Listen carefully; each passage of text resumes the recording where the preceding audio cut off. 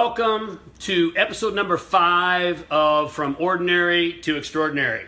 This is where we get together every week and we talk about the psychology and the strategies of mastery, greatness, so that you can experience an entire life and business turnaround. Are you ready? Today our topic is how to move past struggle and fear. Do you have any?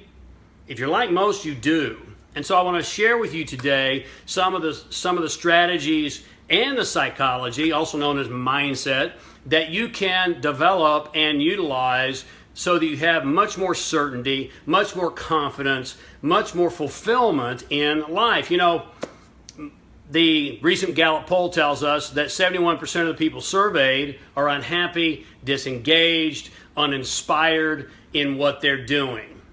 That's almost 3/4 of the population. Do you fall into that category? If you do, then let's get you out, because life is too short to not be living a life that you love, to not be doing what you love, to not be completely and totally fulfilled.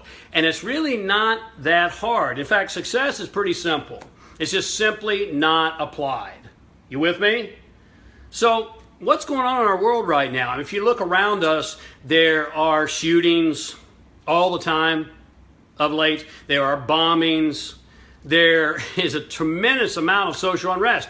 Some people would suggest to you that we have two of the most imperfect candidates in the world, or that we've ever had, running for the United States president. Now, you may have an opinion. I'm not going to get into politics here today.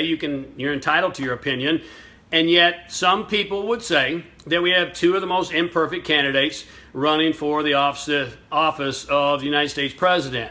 And so there's a lot of uncertainty, a lot of fear, a lot of people really don't know what's coming up next. The economy is really having trouble, right? I mean, right now, our national debt is 104% of our national GDP. Do you understand what that means? We've got more debt than we have income. We're upside down financially. And you know, most people are the same way in their own personal life. Now we're that way as a country. The entire world is going through a tremendous transition. Let me just say this to you today, and I hope you take some notes, because we're going to talk about some game changers here. And you know, by the way, if you're tuning in every single week, I appreciate you. Those of you who are sharing this with people in your community, I greatly appreciate your shares, because these are things that people are dealing with all over the world, and I believe we can give them some answers.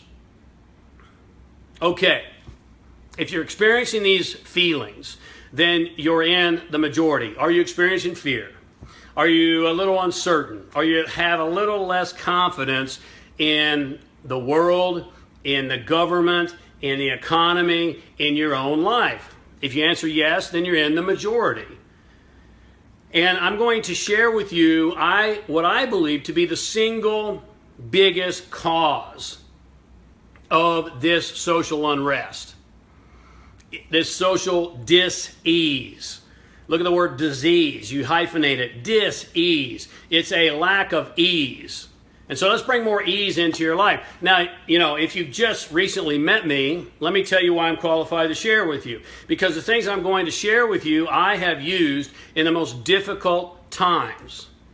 And I'm here to coach you, to support you, to encourage you through your difficult times. See, here's the fact. You're taking some hits right now. You're taking some kicks in the teeth right now. You have some fear and uncertainty. First and foremost, that means you're in the arena, right? It means you're doing something. You're not sitting on the sidelines. You're in the arena. And so stop asking the question why, and begin to ask the question, or to begin to develop the feeling, I should say, of gratitude. Because life is sending you a very strong signal that you are in the arena. Beats the alternative. Are you with me? You're in the arena. You're taking some hits. So what? You're in the game. You're not sitting on the sidelines. You're doing something. Get grateful for that signal. And you say, well, James, that's easier said than done. I know. You know, you might say to me, well, James, you know, they're foreclosing on my home. I get that. I had 7 foreclosures. So I understand. I'm there with you. James, I'm afraid I might end up homeless. I get that. I get that. I was homeless for 3 years. I went from Mulholland Drive, a 7,500 square foot estate on Mulholland Drive in Beverly Hills, to homeless. 7 foreclosures. I had to move in with my parents. You know, I know what that means. I know how that feels. And please don't take my encouragement as a lack of sensitivity. I'm incredibly sensitive. And I care so much that I'm not going to allow you to wallow in your own self-limitation, because you're more than that.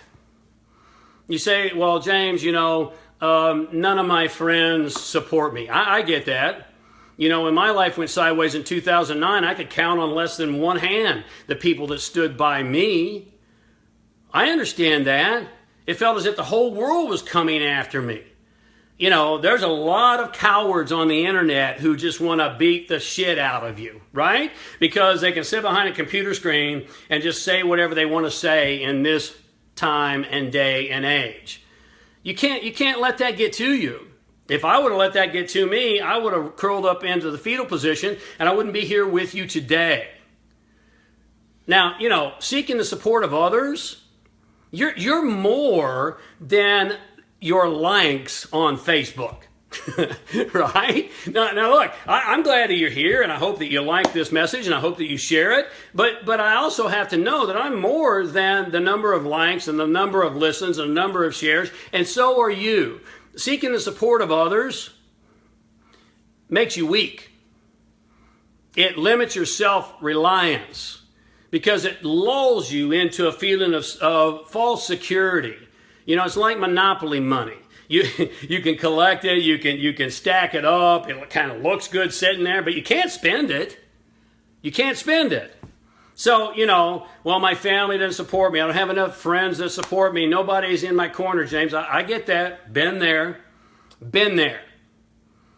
You know, I'm having financial problems, James. I get that. I came out of prison 3 years ago, $20 million in debt. $20 million.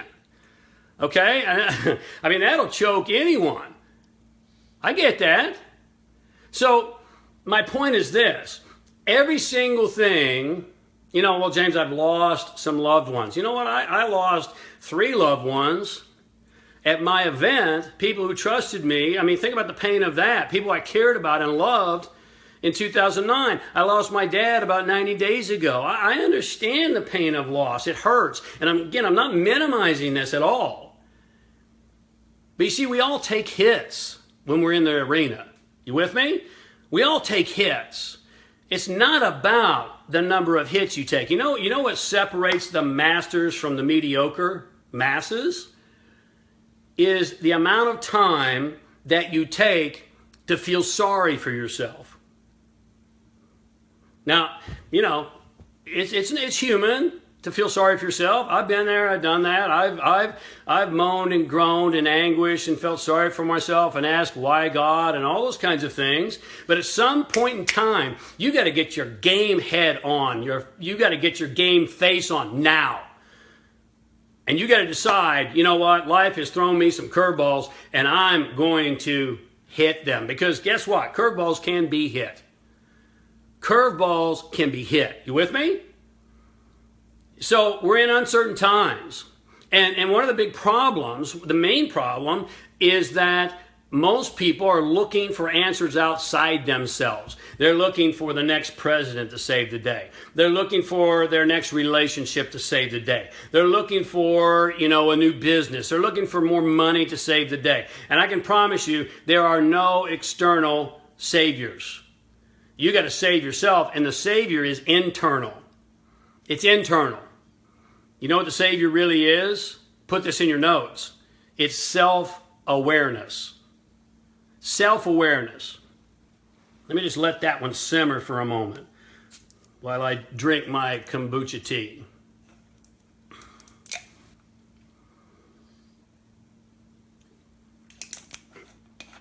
Self-awareness. I'm getting some signals from bear here. What am I supposed to be doing? Am I showing too much chest or something? The mic is dragging my shirt down. Sorry, ladies. Anyway, self-awareness. Very few people have a tremendous amount of self-awareness in today's world, and that's the problem. That is the problem. Because you see, from the time you were born, me too, we have been programmed in what I call the low-level operating system. You know, you put an operating system in your Mac or in your PC that's, 20 years old, how well is it going to perform? Much less 30, 40, 50 years old. The field of positive psychology tells us that about 70% of the information you've been programmed with in your formative years, from the time of birth to 13 years of age, the most important time of your entire life, is limiting. 70% limiting. That's the low-level operating system. And you know what kind of things you've been programmed with? Well, I should value a lot of money. That's going to give me power. Well, that's false power. That's pretend power. Because money can be gone like that. Believe me, I know. I've had a lot of it in my life, and it was gone in a heartbeat when things went sideways. Well, if I have the right car, if I have the right house, if I have the right job, if I can just learn the right marketing skills and techniques and grow my business, if I have the right relationship, if I have the right body. No. All those things are like mist in the noonday sun. You have been programmed in a lie that tells you that those things are yours. Nothing is yours. Nothing. Now, I know you don't like to hear this. Most people don't. But when you awaken, it'll transform your life. The truth will set you free. But first, it'll piss you off, said Gloria Steinem. The truth will set you free, but first, it'll piss you off. All right? I love that quote. So, this is the truth. The lie tells you that you have a bank account. You don't have a bank account. It's not yours. Well, James, I can show you my statement. You know what? That money's not even there. And guess what? In a heartbeat, it can be gone. Government makes a new law, gone. Something goes sideways in your life, gone. Bank goes out of business, gone. Okay, right? Well, I have my family. You know what? That can be gone too. You don't have anything except for one thing. What you have is your own self-awareness. You have your own true identity. And there's nothing more important for you to invest in than to understand this and to leverage this to bring yourself to a place of self-security. Because your security does not reside in the economy, in the new president, in the government, in your job. Your security resides in your power to produce. Are you with me on this? Are you thinking? Your security resides in your power to produce. And as you develop more power to produce, you're going to be more and more and more and more secure. So who's in control of that? You are. Create your own economy. Now, does that mean you're going to be a mega millionaire? No, not everybody's meant to be a mega millionaire. And by the way, I've been there. I can promise you, there's a lot of problems, a lot of challenges, a lot of difficulties, a lot of heartache that comes with being a mega millionaire. I can promise you that. And I know you might say, well, I'd like to try that one out, James. All right, knock yourself out. I can teach you how to make more money, and I'm teaching you here today. Build your self-awareness. Build your self-reliance. Let me tell you my 1x10 formula. Write this in your notes. 1x10. For every dollar, every hour you invest in your own self-awareness, self-development, self-reliance, it will return to you conservatively 10 times over. And I'm being really conservative there. That's what I call the 1x10 formula. Every hour, every dollar. You see, so many people are wanting to find the latest and greatest marketing skills. Let me promise you this. Invest 10 times more in your mindset than you do in your marketing. I'm not saying don't invest in marketing. Of course you have to invest in marketing, and that's an important thing. But it's the mindset that's going to give you the tenacity. It's the mindset that's going to give you the courage. It's the mindset that's going to keep you moving forward. The perseverance, the stick-to-itiveness, the discipline necessary to continue when you don't feel like it. Well, James, I'm tired. You know, I've been doing this for a long time. I know that feeling too. Been there, done that. Been there, done that. You know, there's a lot of days. There have been a lot of days. You know, someone was exchanging, message with me today on Facebook right here, and she said to me, I'm so inspired by you that you continue, James. And I told her, I said, look, there are many days that I felt like giving up, like crawling in a hole. I thought it would be easier, but you see, I actually knew it would not be. Because when you find your purpose, when you find your unique genius from the Latin means your soul, your higher self. When you find that, you don't give up. You continue. Invest 10 times more in your mindset than you do in your marketing. You with me? You know, how many people are scrolling through the internet and they're buying the latest, build your list and build your marketing and learn how to run ads on Facebook. And by the way, I do all those things, okay? But I can promise you this. I invest at least 10 times more, and I have for decades, in my mindset than I do in my marketing, because the mindset is what pulled me through my darkest hours. And let me tell you something. In our world today, you may not want to hear this, but it's a true nonetheless, is that in our world today, as dark as this time is, I really believe it's going to get darker. We're going to face greater challenges. Relax. Our economy is going to get more difficult. The terrorists are going to escalate. Relax. Relax. Now, it doesn't mean I like it, but let me promise you this, and the esoteric traditions prove this to be true. Every significant breakthrough, put this in your notes, is always preceded by a breakdown. Every significant breakthrough is always preceded by a breakdown.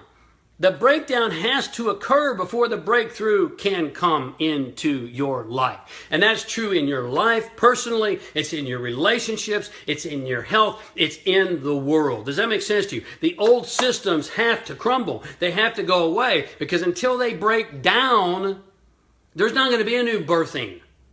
There's not going to be a new emergent. The breakdown is a signal that the emergent is coming forth. We've got to do some things differently.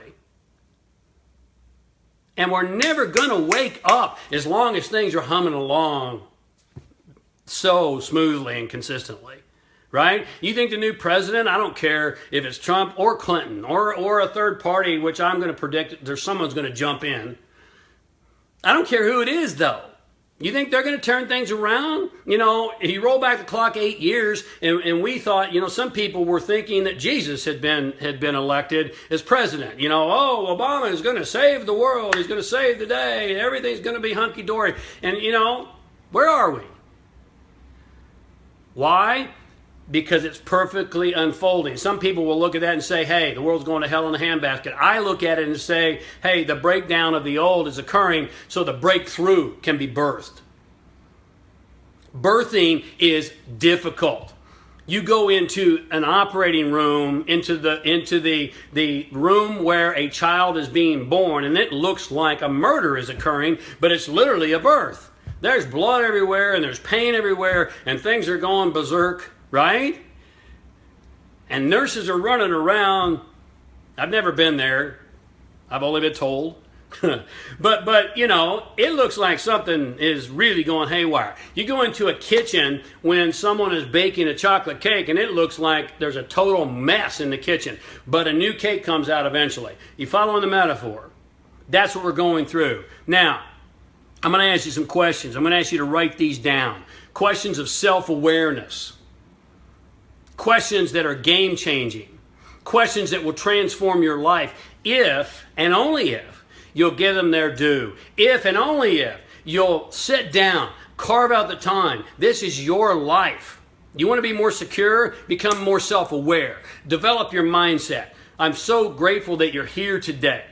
Again, share this. Let me continue to help you. Here's the first question of self-awareness. I call this process beginning at the beginning. What have you always been gifted at doing? Now look, you came in. Hey Barrett, will you run over? I'm getting fired up. Will you run over and knock the air conditioner down a couple of notches? This is real time. This is live, okay? I'm burning up here because I'm on fire. Now look, you came into this lifetime with a natural gift, an innate ability. I call that your unique genius. It's your spirit. It's your soul. What have you always been gifted with? There's something, you know, for me, to use myself as an example, I've always been really good at study.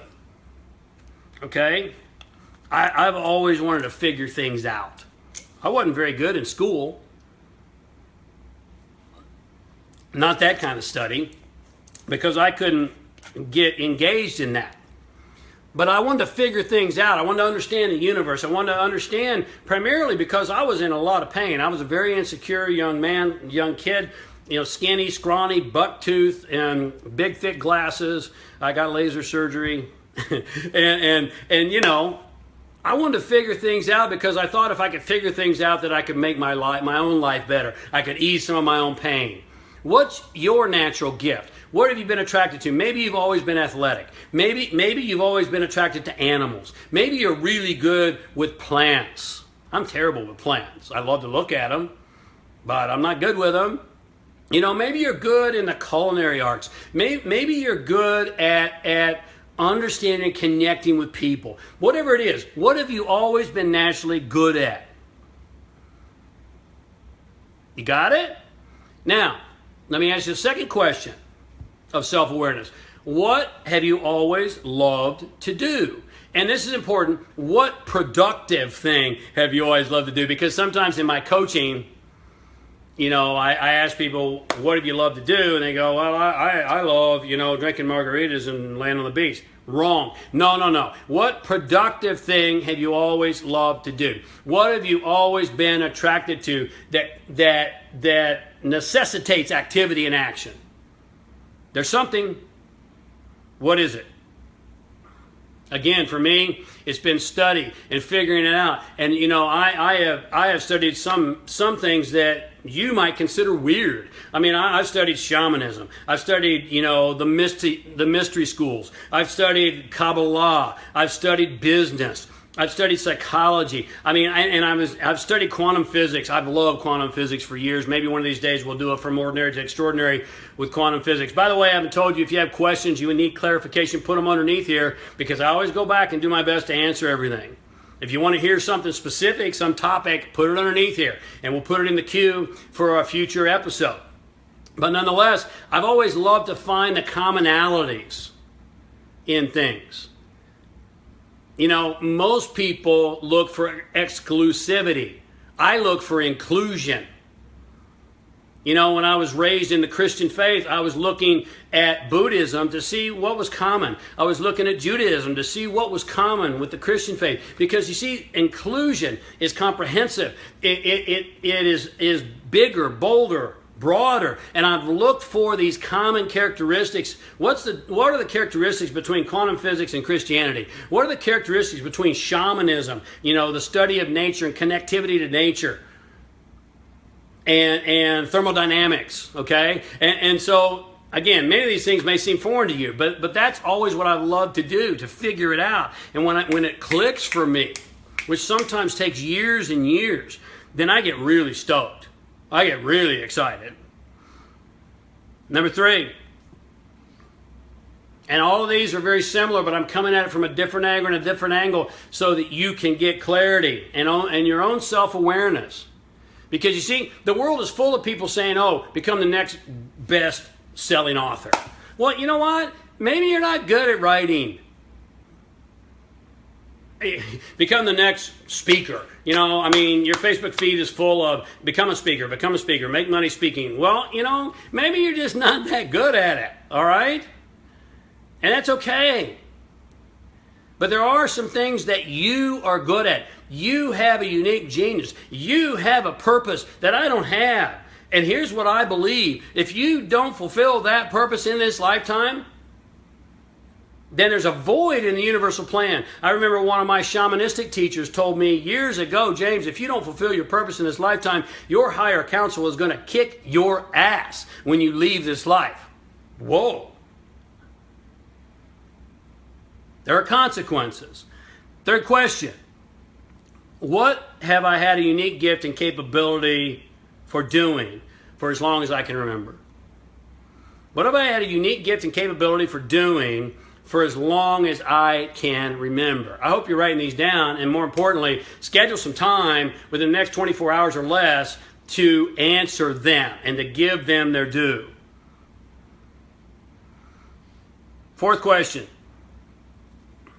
What productive things have I always been attracted to, whether I get paid to be involved with them or not? Now look, how much am I getting paid to be here right now with you?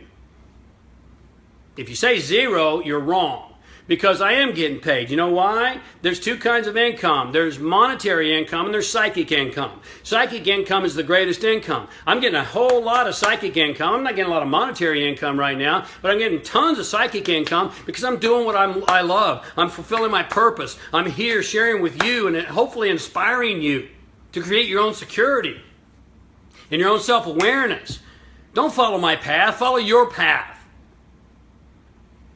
Don't follow anyone's path. Cut your own path. Develop what psychologists call an autotelic personality. The autotelic personality sets their own goals. Their own goals. Screw the Mercedes. Who needs a Mercedes? I've had plenty of Mercedes. There's nothing wrong with them. They're great cars. But really? You're going to trade your life for that? Who needs a big car, a big house? You know, there's nothing wrong with that. I've had it all. But let me promise you, there's more to life than that. You know, for me, as I told you, I was homeless for 3 years. 3 years. And look where I am now. I know what I'm talking about here. And I can help you do the same. You know, the fear and the insecurity and the bullshit kicks up. Oh, you know, James, these are great questions, but I can't earn a living doing this. Bullshit. Yes, you can. Yes, you can. And that's the self-limiting programming that you've been conditioned with, the low-level operating system that you've been programmed with since the time you were born, is that you should follow the market, that you should follow the money, that you should look at technology, you should look at where the market is going, and you should go after that. No. No. Yeah, you can pay attention to those things. I'm using technology right now. I'm using technology to follow my heart. You see, the amateur follows the money. The amateur tries to market what he thinks will sell. The master shares what's in his heart. The master seeks fulfillment, a full life. No regrets. No regrets. What productive thing have you always been attracted to? You know, whether you're paid for it or not. If you're a parent, why do you take your kids to Little League and soccer and football? You don't get paid anything monetarily to do that, and it takes a lot of time. And you have to juggle your schedule around to make it happen. You do it because of the psychic income, not the monetary income. The psychic income pays the greatest. And I'm not Pollyanna. I'm not telling you don't have to pay the rent. I have to pay the rent. We all have to pay the rent. But you can pay the rent. Follow the meaning, let the money follow. Number 5, what one thing, this is a big one, what one thing do you have the potential to become absolutely great at doing? One thing. One thing. Now, you know what? Research in neurosciences proves that myelin is one of the key factors of ultimate performance and greatness and mastery. And I'm not going to get into neurosciences deeply here today, but myelin is a fatty sheath that forms around your neurological connections. And when you look at a Steve Jobs, he did one thing. He built Apple. He didn't even have furniture in his house. He could give two shits about furniture in his house.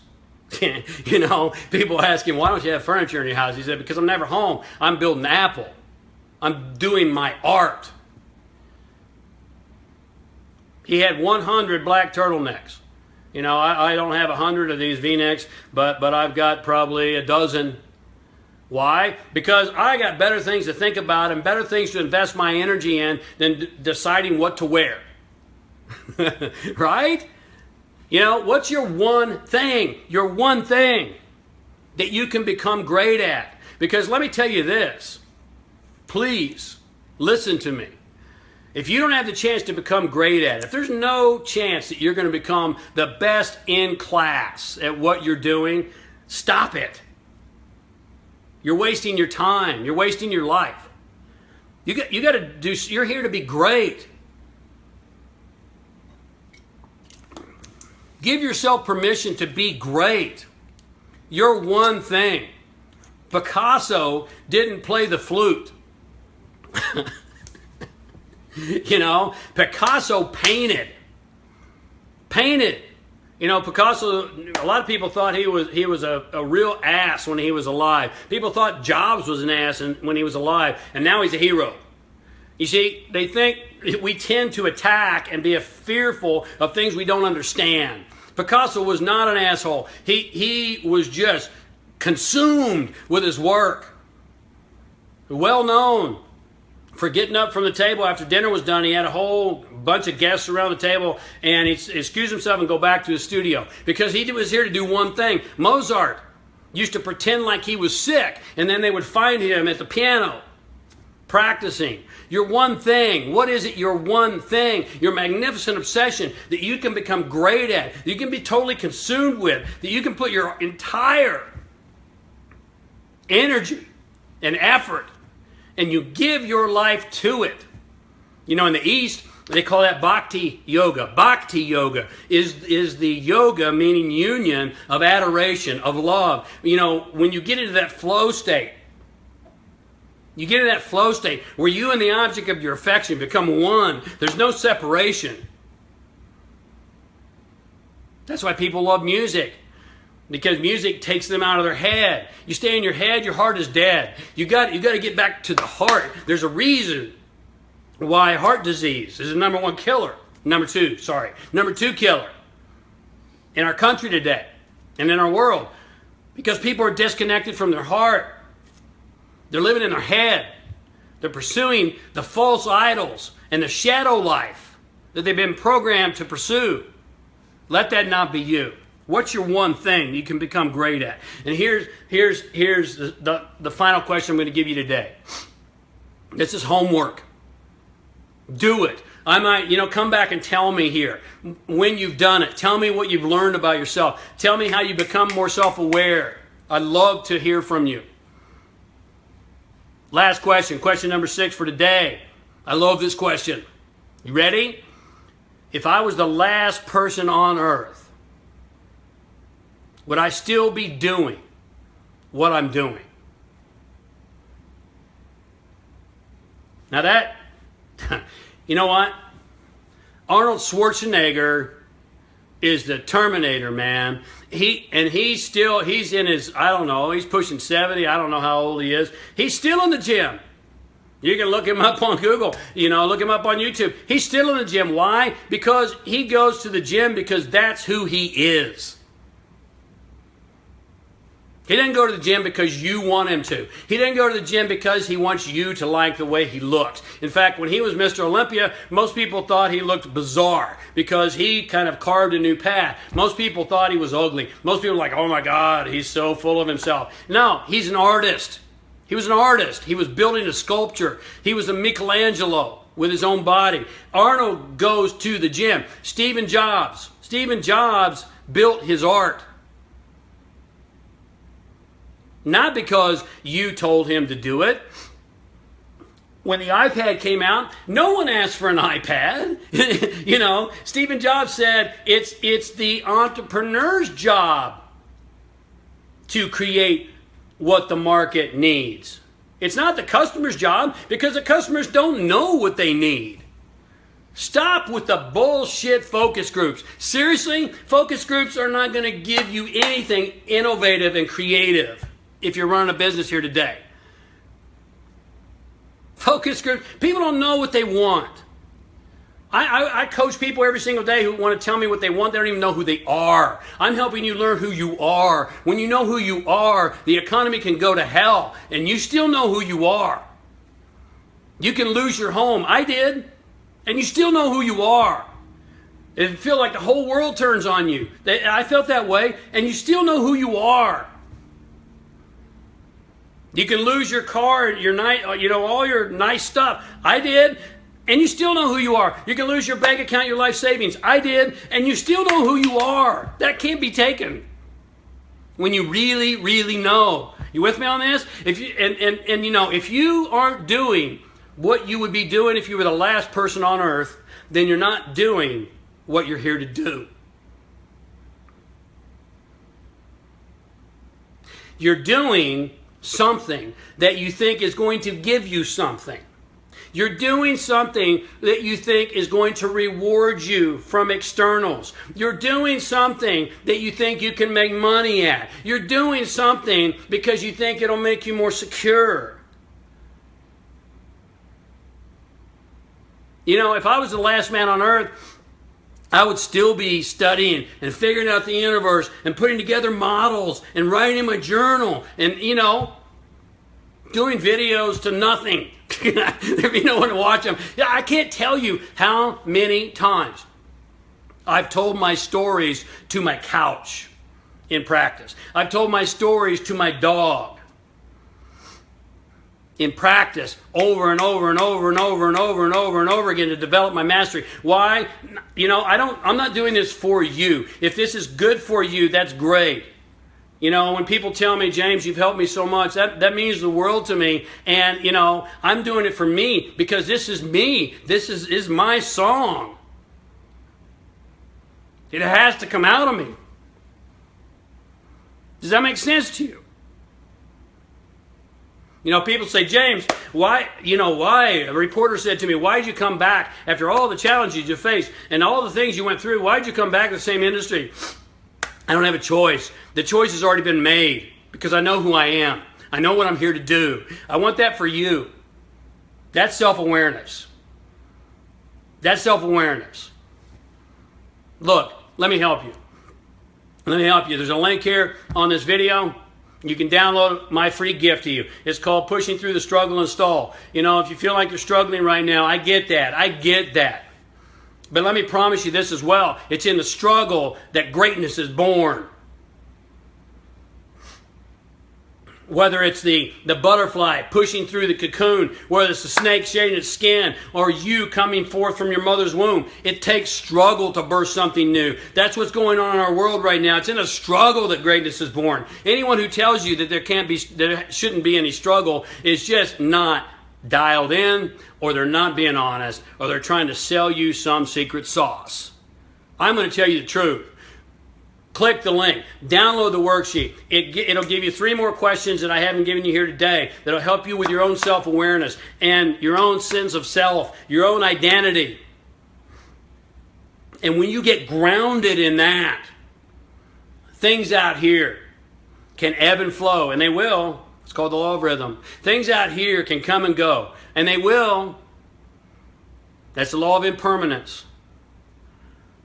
But you will be centered, and you will be stable.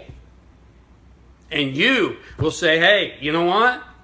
I used to have a house on Mulholland Drive in Beverly Hills. I'm grateful for that. It was a beautiful home. I thought it was my dream home. I thought it was forever. But you know what? Nothing is forever.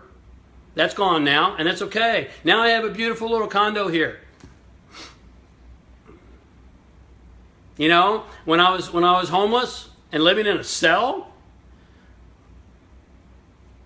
I was content. There was a lot of things that were ugly about prison, but there were a lot of things that were great too, because I was still studying. I had 18 hours a day to study and to ponder and to write and to journal and to get inside my own psyche and to think about who I used to be and who I wanted to be. No bills, no utilities, no groceries. Yeah, I was eating crappy food, but I was still eating. You have greater power within you than you even know. You were born into greatness. You've been conditioned into mediocrity. Let me help you. And I hope I've already done that to some degree today. Okay, and I know I've helped myself. Thanks so much for tuning in. If you know somebody who needs to hear this message, please forward it to them. And there's a lot of people that need to hear this message. I appreciate you being here and for investing the time. Again, 1 by 10, every single hour. I don't know how long we've been together, 45 minutes. Every single hour you invest in your own mindset, your own growth, your own development will return to you 10 times over conservatively. You deserve to live a great life. Until we talk again next week in episode number 6, I got a big one lined up for you. Stay awake, love life, and be epic.